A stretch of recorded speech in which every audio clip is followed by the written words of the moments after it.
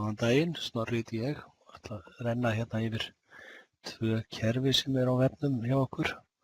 Annars vegar sveitastjóri sem svona tölulegar upplýsingar og hins vegar uppáskriftarvefurinn sjálfur.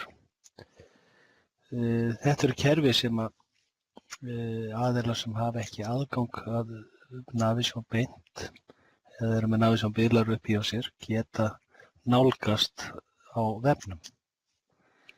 Þannig að við skulum byrja á því aðeins að átta okkur á því hverjir hafa eða hvernig við gefum fólki aðgang að þessu kerfi.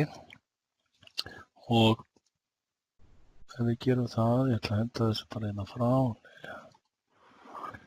þá sjáum við hérna að inn í Navision, undir uppáskriftarkerfinu sem er hér, er eitthvað sem heitir vef og notandi. Þetta í raun og veru þarf að setja upp þá notendur sem eiga að geta loggað sig inn á vefinn. Og hér eru búið að setja upp ykkur nokkra notendur og við sjáum hér að það þarf að haka við hverjir eiga að vera með vefuppáskrift.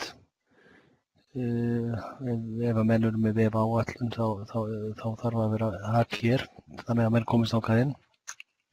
Ef við lokum á einhvern aðila þá lokum við honum hér og síðan hér hak fyrir þá sem við ætlum að leyfa að bóka sem sagt á fjárhagslykla eða á fjárhagsreikninga. Nú, hér eru við með allnokkra aðila en þetta við sjálfu sér einfalt að setja upp. Við getum líka væntanlega bætt við dálkið eins og til dæmis vef lyklinum sjálfum. Þá sjáum við að hér eru einhverjir aðilar eins og til dæmis ef við förum í einhvern aðila sem við ætlum að nota á eftir sem ætti að vera skulum fara hér og hann ætti að vera það skiptir ekki öllu máli. Ef við færum inn í einhvern aðila hér þá sjáum við að hér kryptað eða brenglað lykilorð. Þannig að hann hefur gefið sér lykilorð. Ef að menn gleyma lykilorðinu sín og annað og þá þetta eyða því hérna uppi. Þannig að hann þarf þá að stofna nýtt lykilorð næst þegar hann loggar sig inn. Við stýrum ekki lykilorðunum en við sjáum hvort það séu lykilorð til staðar eða ekki. Nú, hér erum við með eitthvað sem heitir uppáskriftarnotendur eingöngu á vef. Þar þurfum við í raun og veru að setja þessa aðila upp ef við ætlum að setja ykkur ef þeir eiga að hafa leyfi á að nota uppáskriftarvefinn og þarna getum við sett afmarkanir á mannskapinn. Nú, til þess að setja inn afmarkanir þá erum við með hérna annars vegar getum við sett reikningarafmarkanir á menn sem eru þá reikningarnir settur upp sem hann hefur leyfi að koma nálægt eða við getum sett víddarafmarkanir sem eru þá deildarafmarkanir. Þannig að hér eru aðili sem hefur þá bara aðgang að 0,7 deildum og síðan einhverju efnaðasdeild hér 31 sem slökkvistöðin. Þannig að hér stýrum við því öllu. Og við förum nú bara beint yfir í vefinn sjálfan, þá lítur hann einfaldlega svona út. Það einhver slóð sem hleypir okkur þannig inn og við erum einfaldlega með eitthvað login, það að segja einhvern notanda og við erum með sem sagt lykilorð hann eða hann með sitt lykilorð, þannig að hann getur skráð sig bara hérna beint inn. Nú, við ætlum að geta séð hann hérna ef ég henda honum upp. Það ætlar að sýna samræmið á milli. Hér til dæmis sjáum við, hér förum við beint inn í uppáskriftarvefinn. Og þessi aðili getur séð að hann með ósamþykkt þrjár hausa, það að segja þá 3 línur. Við 3 reikninga segi ég og það eru þá 3 línur sem segir að mér að það sé bara 1 lína í hverjum reikning. Og ef við skoðum reikningana hérna, þá sjáum við að þessi aðili getur farið hér inn í reikningin. Þá sjáum við hérna þennan reikning. Hann ósamþykktur, í stöðunni ósamþykktur. Þetta númerið sem Navision gaf og þetta er lánardrottinn. Og ef hann ætlar að breyta einhverju hérna í þessum reikning, þá þarf hann að fara inn í hjólið. Það er til að breyta línunni og þá getur hann sett einhvern annan reikning eða aðra deild ef það er málið. Og hér sjáum við að þessi væslausnir er svo aðili sem á að samþykkja þennan reikning eða þessa línu hér. Og ég get hent henni eða ég get breytt henni, ég get breytt yfir í 2946 til dæmis og seifað hérna með því að ýta á diskettina.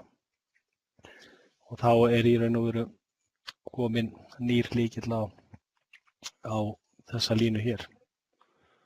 Nú ef hann ætlar að samþykkja reikninginn eða samþykkja línuna, þá ýtir hann á græna hnappinn hér og getur þar að leiða til og þá sjáum við að það búið að samþykkja tvær línur í þessum reikning. Nú, ferillinn er í sjálfu sér, þá getur hann séð eitthvað sem hann er búinn að samþykkja og þetta er það sem annars vegar haus og hins vegar línur og þá getur hann skoðað, hér hefur hann samþykkt reikning á Gittarfélagið og hann er þá bara bókaður og kláraður. Hér getur hann skoða bókast lykla og annað ef hann er að leita sér að númer á lykil. Þá sér hann þá lykla sem hann hefur heimild á. Hann getur líka leitað sér að deild og hann er ekki með eina afmörkun á deild þannig að það kemur ekki neitt. Í sjálfu sér er þetta tiltölulega einfalt kerfi en er náttúrulega orðið komið til ára sinna og er á vefnum og eina sem þarf er í raun og veru vefslóðin og að hann sé stofnaður notandinn í Navision. Enga síður er og verður í framtíðinni meira það að allir notendur fái bara aðgang beint inn í Navision vegna þess að það eru konir vefklæjantar og þar að leiðandi þarf ekki að setja upp á vélarnar heldur geta menn fengið beinan aðgang. En þá þarf það sem við kallum léttar notendur til þess að komast þar inn.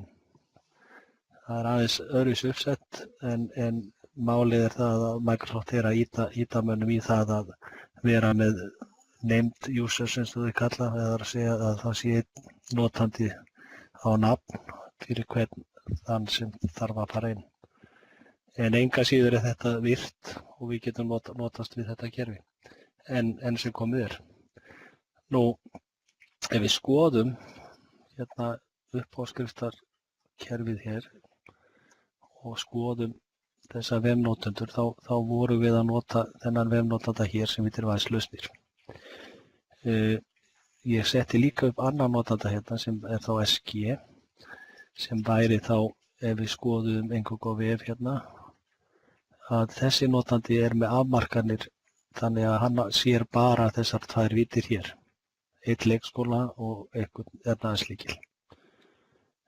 Hann er líka með afmarkanir á lykla þannig að hann sér ekki alla lykla, sér nokkra en ekki alla. Þannig ef ég logga mig inn sem notandinn SG, þannig við útskráum þennan hérna og loggum okkur inn bara hér sem SG og innskráning. Svo.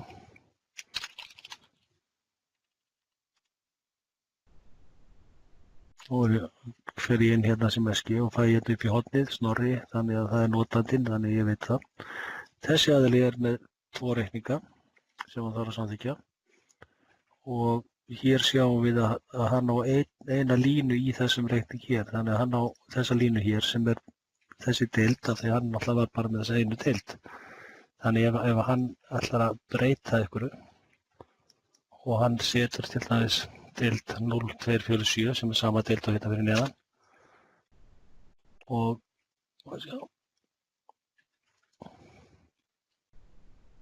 segi save og hefði hann átt að fá að hann getur ekki samþykkt þetta. Kemur villa. Þessi deild er ekki leyfð vegna þess að hann hafði ekki heimild á hana. Þannig að hann þarf að breyta aftur yfir í sína deild.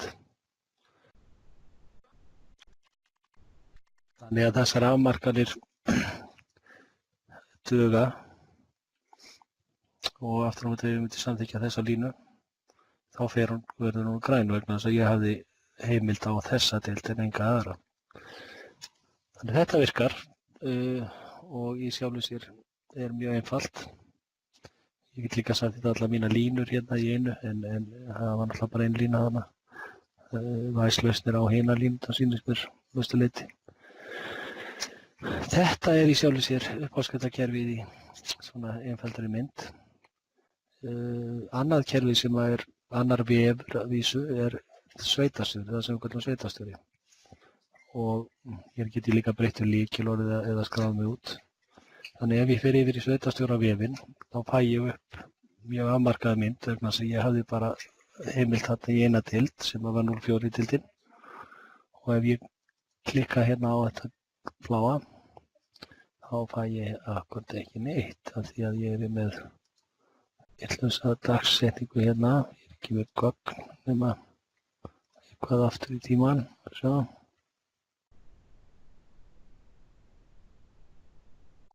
Þetta er 2014 gögn í safninu. Þannig að ég er með mjög takmarkaða sýn hérna í þessu. Ef við reynum að fara inn hér þá sé ég í raun og veru lyklana. Þetta er lyklanúmer hérna sem tilheyra þessari deild og sundurliðun er á það.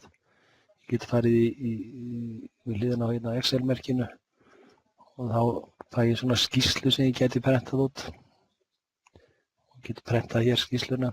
Kannski ekki það fallegast í heiminn en ok, þetta gæti dugað einhverjum forstöðumönnum sem eru ábyrgir fyrir einhverju ákveðinni deild.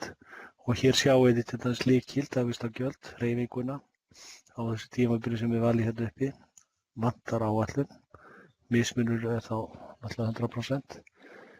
Og hér er í raun og veru svona kannski leið fyrir forstöðumenn að fylgjast með sínum kostnaði. Nú, ef við færum út hérna og ég færi inn sem hinnotandinn sem hefur meiri aðgang, þá sjáum við að ef ég fer í sveitarstjórann hjá honum að hann hefur miklu fleiri deildir. Hann er hérna með 05 og 06 og 07 málaflokka og 08. Þannig að þetta er, á vísu er þetta engin gögn hérna í þessu. Við skulum setja á 14 og sjá hvað skeður. Þá fær hann tölur á. Og hér sjáum við sem sagt stóru myndina á flokkana, 02 og annað.